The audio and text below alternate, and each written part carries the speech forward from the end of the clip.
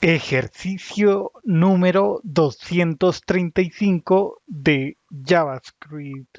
Nos han solicitado que creemos una función, ya sea utilizando un constructor, una declaración o una expresión.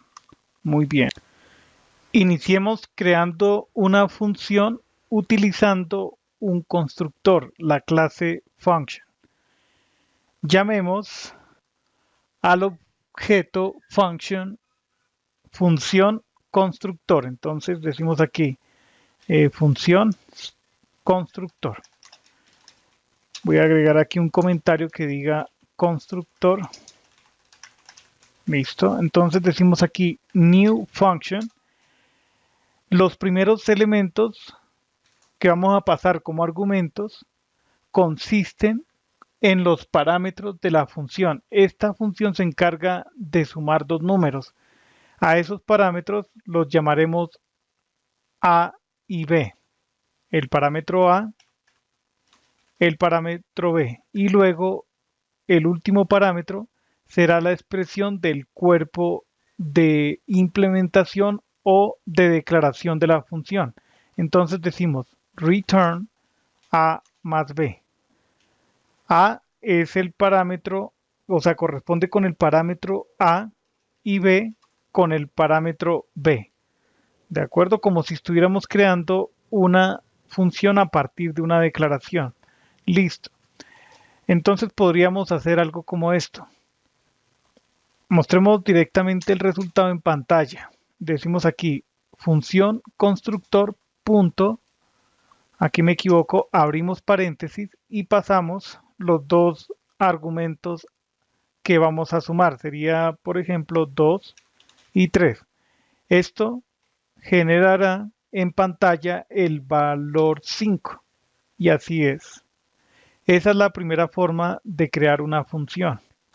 Y es un enfoque que utilizan muchos frameworks de JavaScript para la implementación de operaciones avanzadas que automatizan muchas de las tareas que normalmente realizamos a mano.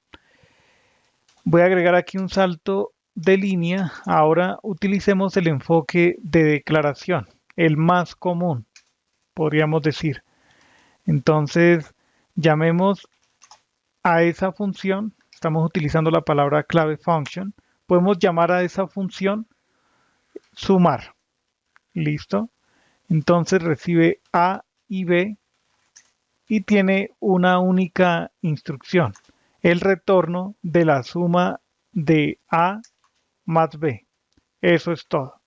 Entonces, podemos utilizar esa función directamente. Aquí escribimos sumar, invocamos la función con 2 y 3 como parámetros.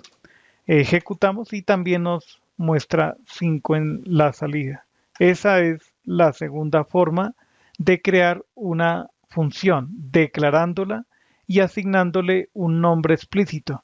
A estas funciones se les conoce como funciones nombradas. Listo. Agregamos un salto de línea aquí y ahora usamos el enfoque de expresión. Ok, bajemos un poco. Creamos una variable, llamémosla sumar expresión, para indicar que estamos creando una función con el enfoque de expresión. Le asignamos una expresión a esta variable. Decimos function, volvemos a utilizar la palabra clave function, los parámetros de esa función, A y B. Y el cuerpo de implementación es A más B, así de sencillo. Acá también colocamos punto y coma. Observemos que en este caso, cuando es una expresión, colocamos el punto y coma al final. No es obligatorio, pero es una buena práctica y nos ayuda a identificar que se trata de una expresión. Cuando utilizamos el enfoque de declaración, no se debe colocar el punto y coma. ¿De acuerdo? Entonces, mostremos en pantalla el resultado de invocar la función sumar expresión. Básicamente estamos tratando a las funciones como objetos. A este término se le conoce como funciones de alto orden. Listo, entonces pasemos aquí 2 y 3 y nos debe generar el mismo resultado que las dos invocaciones anteriores. Obtenemos 5.